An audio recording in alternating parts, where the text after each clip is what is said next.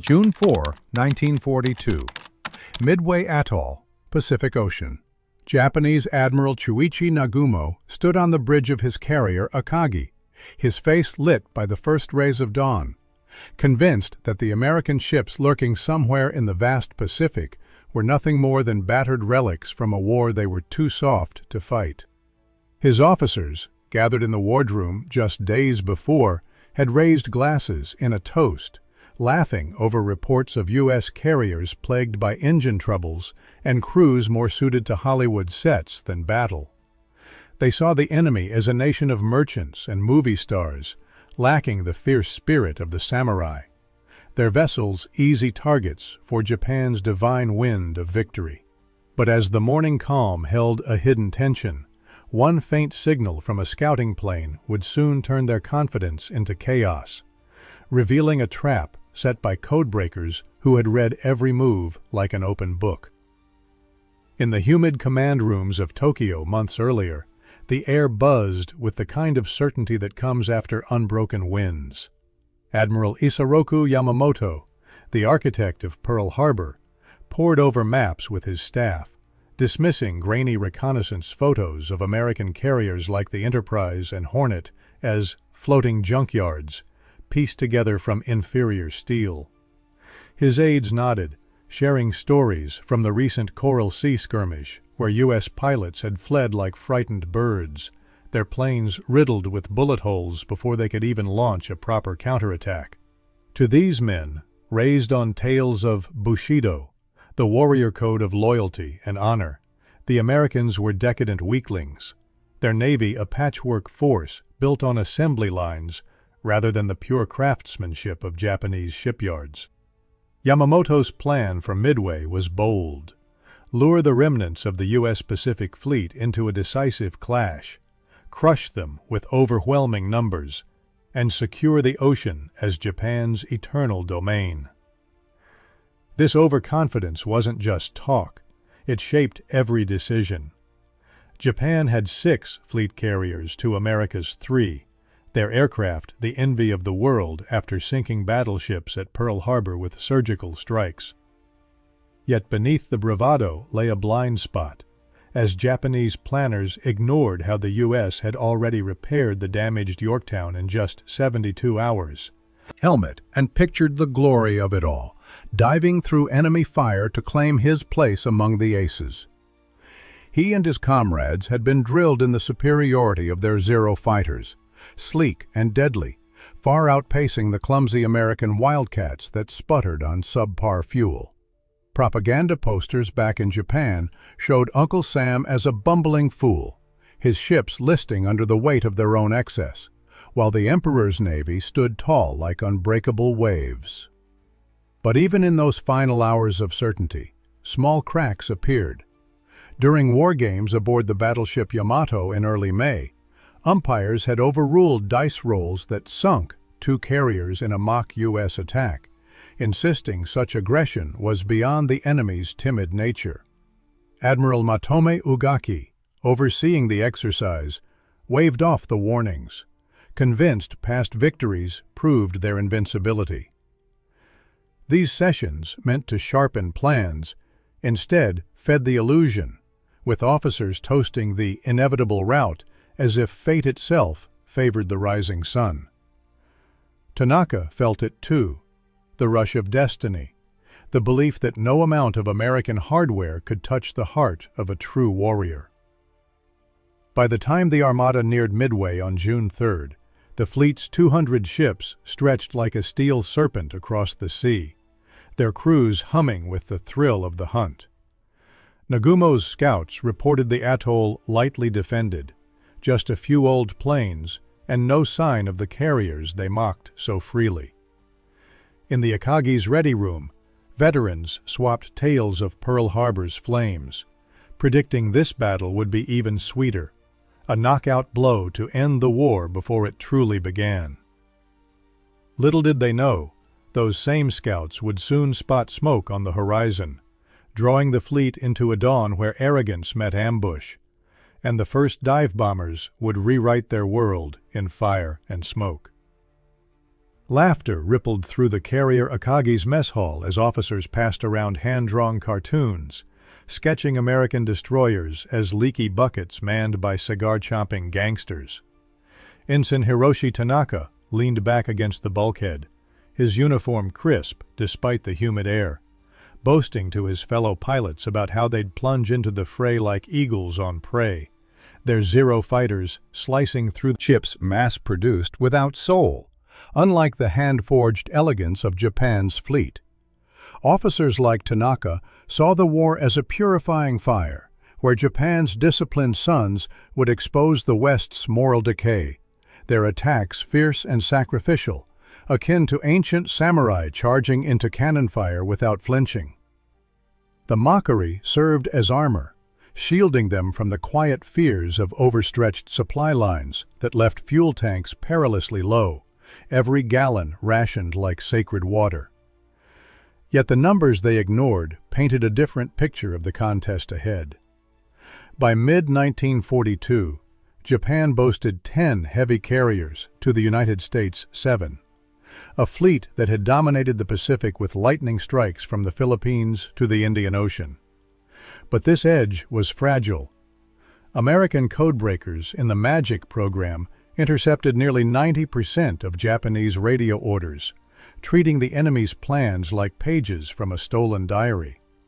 This invisible advantage turned the tide before a shot was fired, as Admiral Nimitz in Pearl Harbor pored over decrypted signals, plotting the ambush, while Nagumo's staff dismissed any hint of danger as Yankee bluster. The psychological flip was subtle but profound. Japan's ridicule hid their own vulnerabilities, like the endless convoys of U.S. tankers steaming across the Atlantic, flooding the Pacific with oil that Japan could only dream of amid its tightening blockade.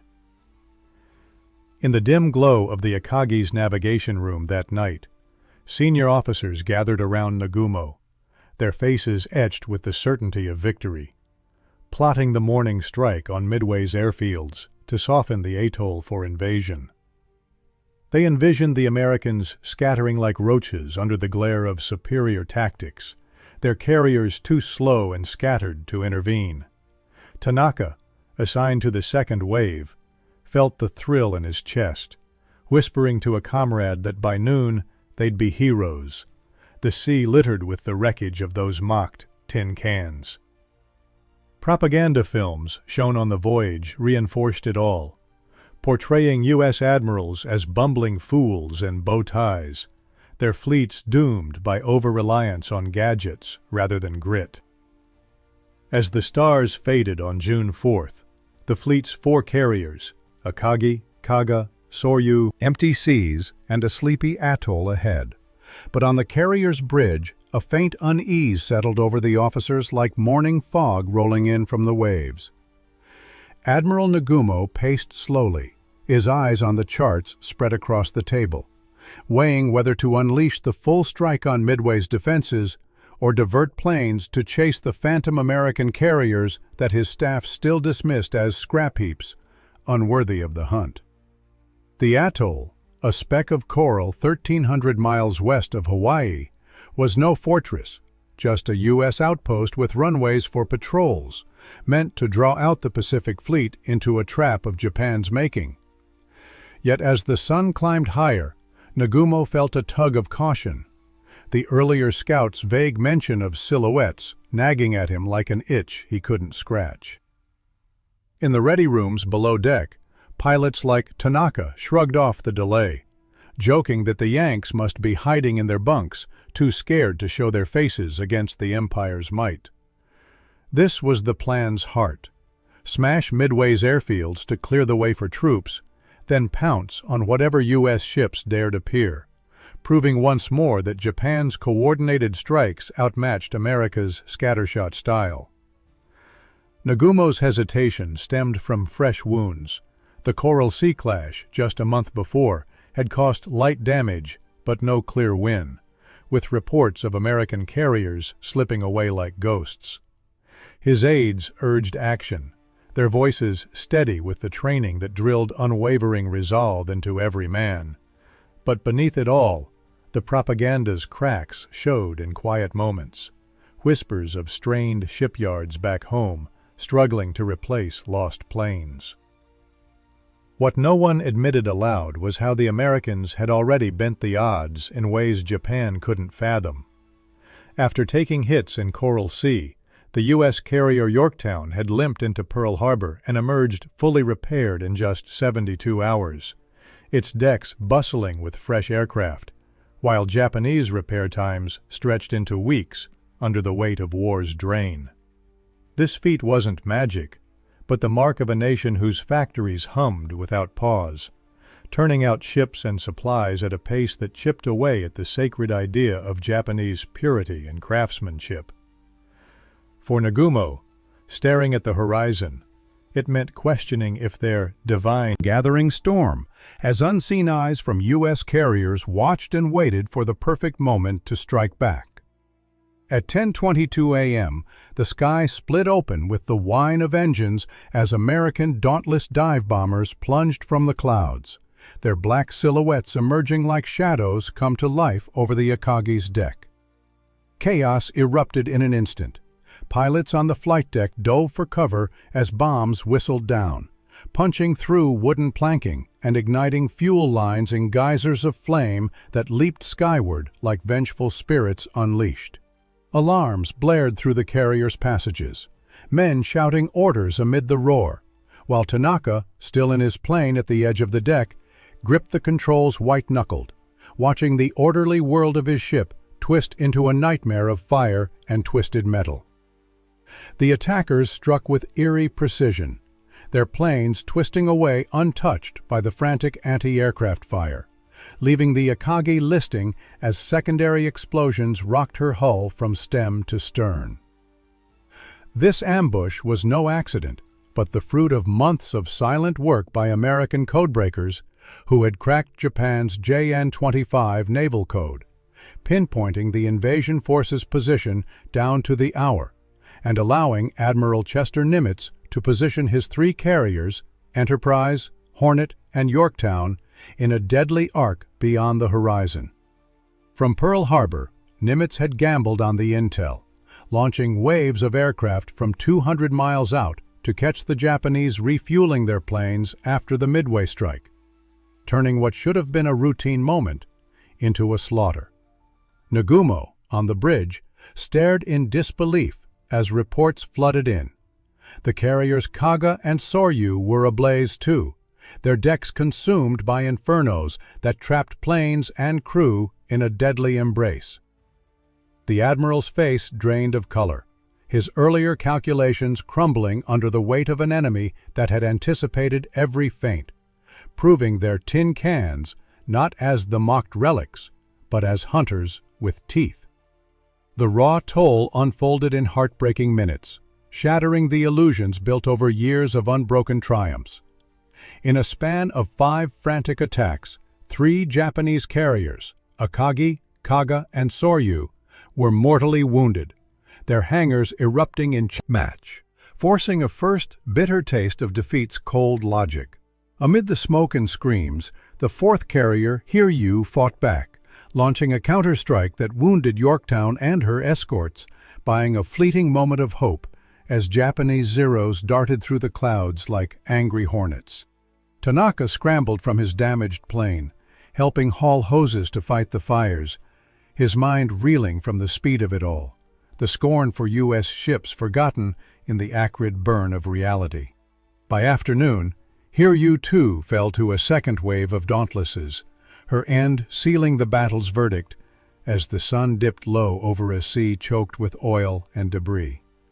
The once mighty armada, symbols of imperial might, now burned as beacons of overreach, their crews facing a truth that no Bushido chant could soften.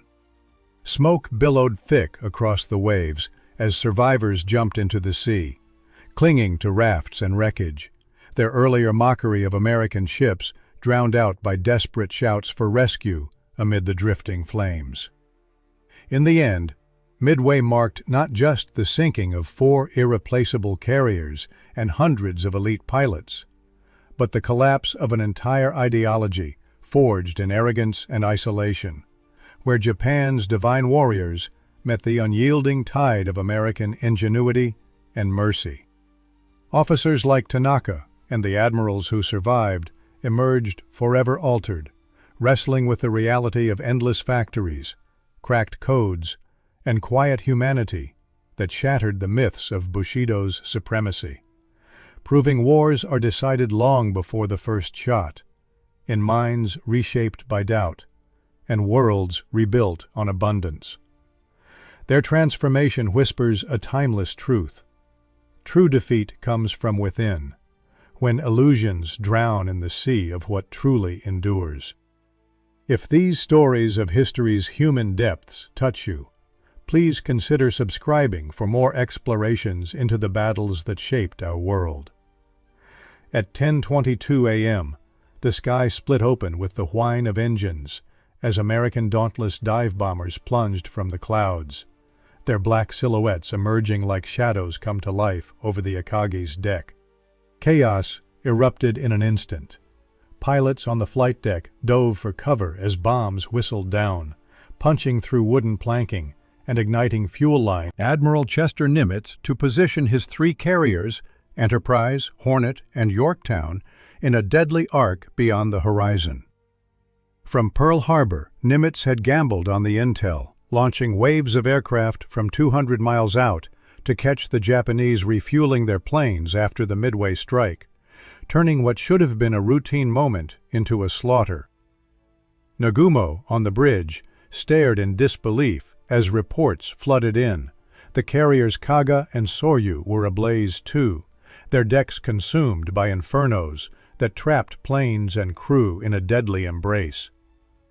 The Admiral's face drained of color, his earlier calculations crumbling under the weight of an enemy that had anticipated every feint, proving their tin cans not as the mocked relics, but as hunters with teeth. The raw toll unfolded in heartbreaking minutes, shattering the illusions built over years of unbroken triumphs. In a span of 5 frantic attacks, 3 Japanese carriers, Akagi, Kaga, and Soryu, were mortally wounded, their hangars erupting in chain reactions that claimed 248 aircraft and over 2,000 lives, while the Americans lost just 10 planes in the initial assault. Later that day, the tide touched Yorktown as well, but the imbalance was stark. Japan suffered 3,057 casualties to the U.S.'s 307, a disparity that exposed the hollowness of propaganda tales about inferior Yankee pilots too clumsy to hit a barn door. Even planes from Midway's own airfield joined the fray, their B-17s and Marines bombers adding to the chaos, showing how the atoll's weak defenses had bought the time for this hammer blow. For officers like Nagumo, the math hit harder than any shell. It wasn't bravery that decided the day, but an industrial machine churning out pilots and planes at rates Japan could never match, forcing a first bitter taste of defeat's cold logic.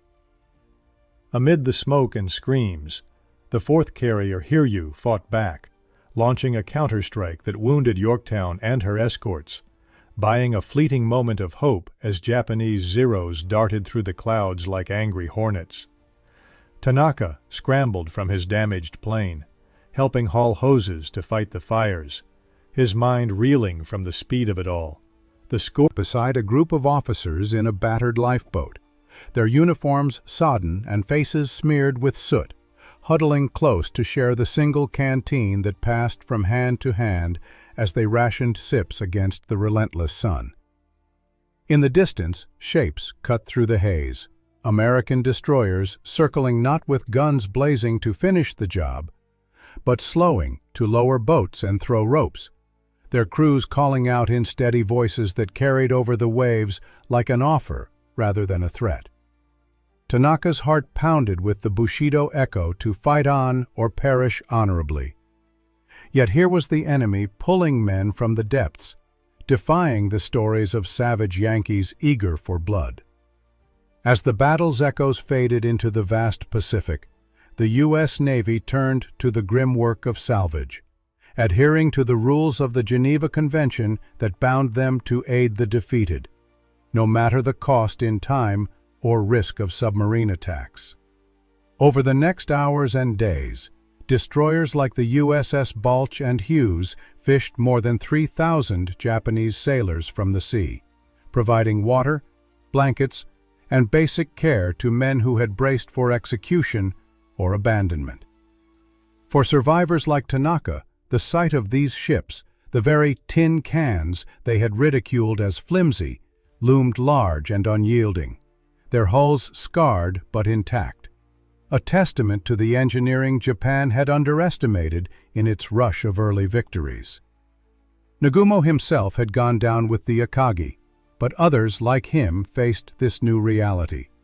Not the glory of a warrior's end, but the quiet pull toward life amid the wreckage.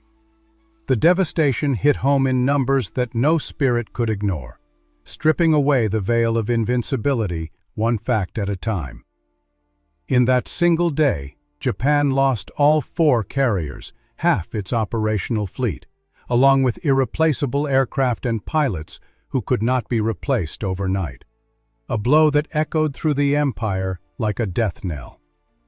Meanwhile, American yards ramped up to produce over 100 warships by 1943 alone, their assembly lines churning without the fuel shortages that plagued Tokyo's ports, where every drop of oil was bartered from afar. This sheer abundance challenged the core of Bushido, the code that glorified death or bitter, a symbol of the vast, underestimated realm they had mocked, pulling them toward shores where the war's illusions would unravel further. In the sweltering heat of a Texas prisoner of war camp months later, an aide to the late Admiral Nagumo stood rigidly at attention, his back straight as a blade, bowing deeply before the American sergeant who approached with a clipboard and a no-nonsense nod. The young officer, Lieutenant Kenji Sato, had been hauled from the Midway debris and shipped across the Pacific to this dusty expanse near Hereford, where barbed wire and watchtowers stretched under a sky as big as the ocean they had crossed. He braced for the interrogations and torments painted in every training lecture, the barbaric Americans ripping secrets from flesh with fists and fire, as the propaganda back home warned without fail. Instead, the sergeant handed him a bundle of clean khaki trousers and a shirt, explaining in clipped English that it was standard issue for all ranks, no exceptions, to keep things orderly and disease-free. These camps, scattered across the arid lands of Texas and Arizona, swelled to hold over 4,000 Japanese by 1943, run with the clockwork efficiency of an army that valued rules over revenge. Sato's group arrived by train in late summer, the boxcars jolting to a halt amid fields of cotton and cattle that stretched endlessly. A far cry from the cramped islands, they knew. Guards patrolled with rifles slung low, but their eyes held more curiosity than hate, directing the new arrivals to barracks of simple wood and tin, where bunks lined up in neat rows, each with a thin mattress and a wool blanket folded precisely. Medics moved among them first, bandaging burns and checking for infections with tools that gleamed under electric lights. A luxury Sato hadn't seen since Tokyo's fading grid, asking only for basic details like name and rank, then leaving without a trace of triumph or cruelty. The air hummed with the low buzz of generators, powering fans that stirred the heat, and Sato found himself staring, wondering if this was some trick to lower defenses before the real hardship began. The clash between expectation and reality struck deeper with every small kindness, eroding the walls of indoctrination like water on stone. Under the Geneva Convention, which the annihilation, the doubt planted itself quietly, a seed in the mind of a man who had saluted the rising sun each dawn, now questioning if the war's true horror lay not in Yankee hands, but in the lies that had sent them to sea. As days blurred into weeks, Sato and his comrades adapted in fits and starts, the camp's rhythm of roll calls and work details feeling strangely familiar, yet utterly alien. Mornings brought hot chow lines with portions of bread and beans that filled without waste, a stark contrast to the meager rations of fish heads and rice back on the front lines. Evenings saw guards sharing smokes during breaks, chatting about baseball scores or home farms in Iowa. Human voices that peeled away the monster mask, one word at a time. Sato kept his distance at first, bowing out of habit when addressed. But the absence of beatings or breakdowns chipped at his resolve, whispering that perhaps survival here held lessons sharper than any sword. Nights in the barracks filled with murmurs of home and lost ships. Tales swapped in hushed Japanese under the cover of darkness, clinging to fragments of the old faith. But come daylight, the endless parade of supply trucks rumbling past the fences mocked their rationed past, loaded with crates that hinted at a nation-building victory on abundance alone, pulling Sato toward a reckoning with the world beyond the wire. Tanaka hunched in the dim light of the camp's common room, his eyes fixed on the crackling radio as an American announcer detailed the Midway disaster in measured tones, recounting the sinking carriers without a trace of crowing triumph. No gloating cheers echoed from the guards outside, just the steady flow of the broadcast, as if the loss were a regrettable fact in a larger ledger, rather than a victory to savor. Sato, seated nearby with a borrowed notebook, listened too, the words landing like stones in still water. Akagi gone, thousands adrift. The Empire's push stalled cold. For these men, the report stirred not defiance, but a hollow ache. The voice from the speaker humanizing the faceless foe who had orchestrated it all with quiet precision. Group sessions in the camp's interrogation hut unfolded more like neighborly chats than the dreaded thumbscrews of legend, with U.S. intelligence asking about the war's end, the officer's frank reply about ongoing factories hinting at a conflict grinding on beyond the seas, one where mercy coexisted with might. Psychological efforts from the camp command played their part, screening newsreels that highlighted Japan's mounting losses without exaggeration. But it was these personal touches, a shared cigarette or a nod of understanding, that did the deeper work, peeling back the layers of hate, one conversation at a time. Midway's shadow loomed large in those talks. The battle had flipped the Pacific's momentum, stripping Japan of its offensive edge as U.S. forces pressed on to Guadalcanal just months later, island after island falling to a tide Japan could no longer stem. Simple things drove the point home. The barracks' electric bulbs glowing steady through blackouts that plagued Tokyo. A chasm between Japan's flickering war economy and America's unyielding glow, symbolizing how the fight was lost long before in humming factories and full silos, not on the waves alone. Tanaka traced a finger along the radio's dial, the light bulb above him a constant reminder that this plenty wasn't decadence, but power, chipping at the Bushido vow that spirit alone could conquer steel. As the words sank in over shared meals, doubts surfaced in quiet corners. Men like Sato sketching maps of their old routes only to see the flaws they once ignored. The overreach now plain as the camp's straight fences. The officers' faces softened in those moments, the weight of ideology cracking under the evidence of a world built differently, where humanity in defeat forced a re-evaluation of the lies that had fueled the charge. Tanaka folded the photo the officer had given him, tucking it away like a secret, the image of that American family stirring questions about the lives on the other side. Lives not so different after all. Months slipped by in the camp's routine, the initial rigid bows giving way as some prisoners stepped forward to volunteer for labor details, trading the stiffness of Bushido pride for brief glimpses beyond the wire, harvesting crops or mending fences under watchful eyes that offered not chains, but choices. Back in Japan, under the dim lanterns of a Yokohama hospital ward, Nurse Aiko Yamamoto knelt beside a bandaged pilot, fresh from the Pacific, her steady hands wrapping gauze around his burns. Nurses bare, parade them as trophies, or worse, in a war where Bushido demanded she fight to the end rather than face such shame. At 22, raised on imperial broadcasts painting America as a land of moral rot, eager to defile the pure, she pictured capture as a fate worse than death, her uniform a shield against the horrors that propaganda promised awaited any woman who fell into enemy hands. Women like Aiko served in the shadows of the Empire's war machine, as nurses and aides in the Navy Medical Corps, tending the wounded on bases from Singapore to the Marianas, their roles vital, yet veiled by the same fears that gripped male soldiers.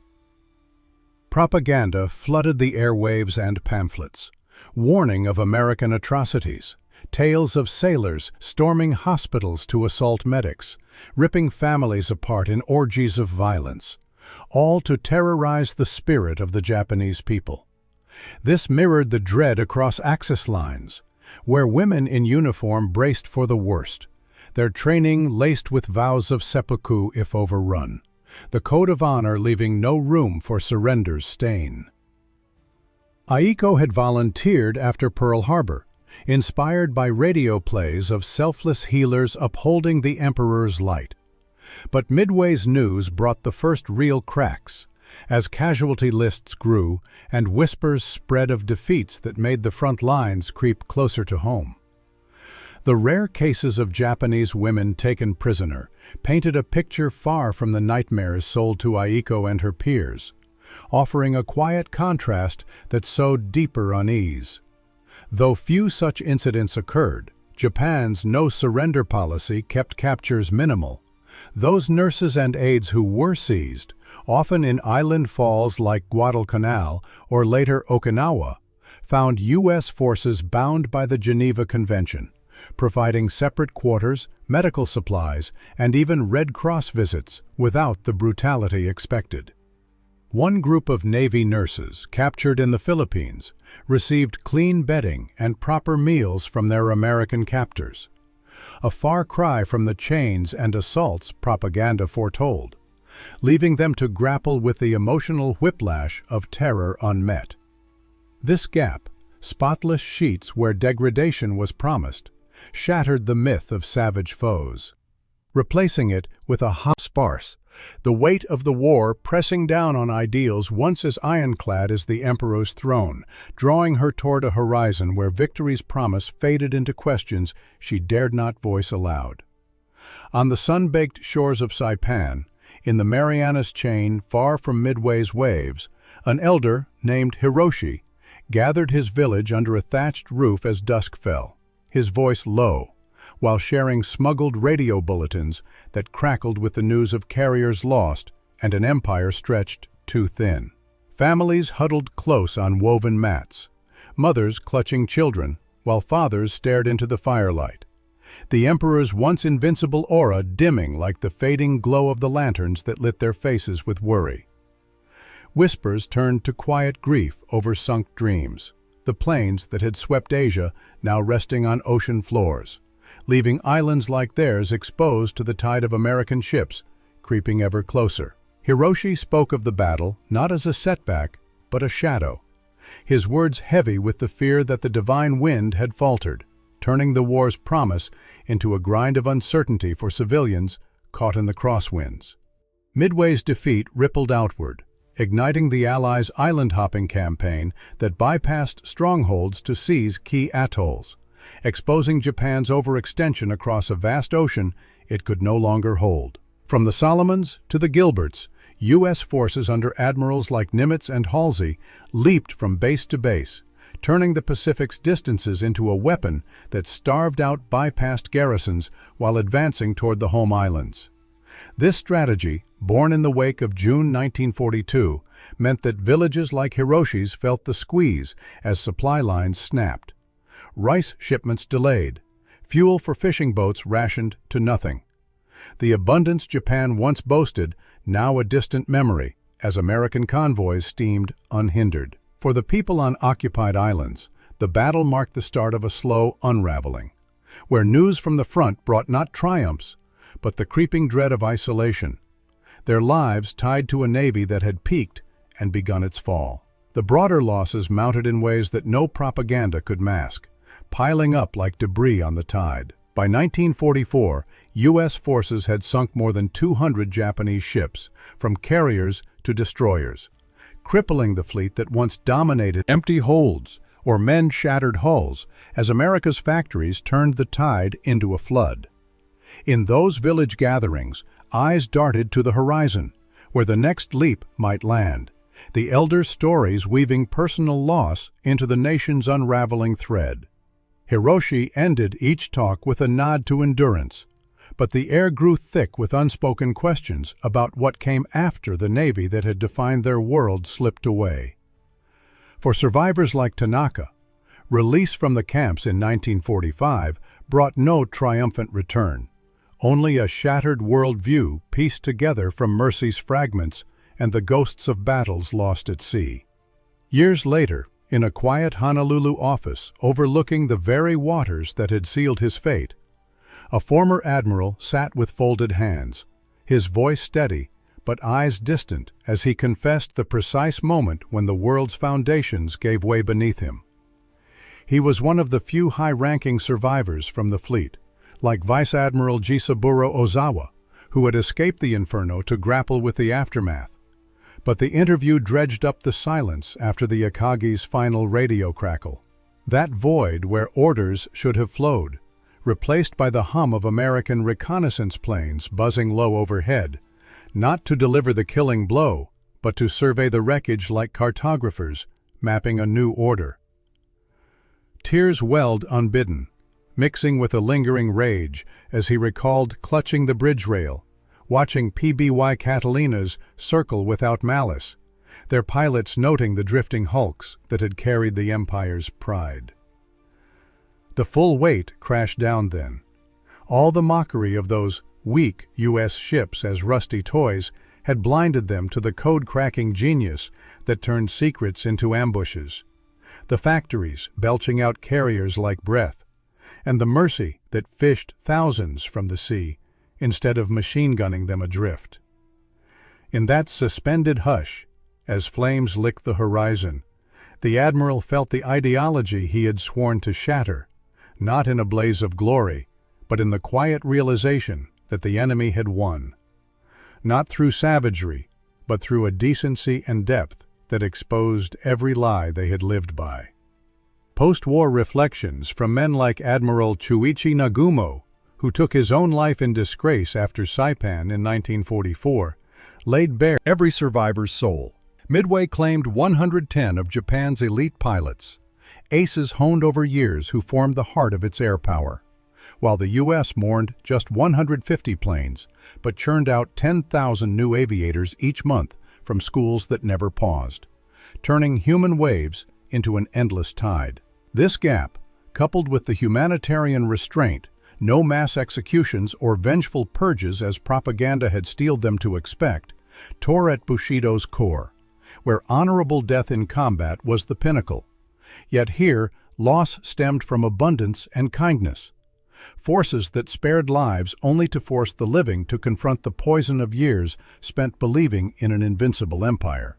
The admiral paused in his telling, his voice dropping as he described the internal storm, how one battle had peeled back the layers to reveal the hollowness at the center, a regret that lingered like salt on the skin, lifelong and unforgiving, whispering that the true enemy had been the myths they never questioned.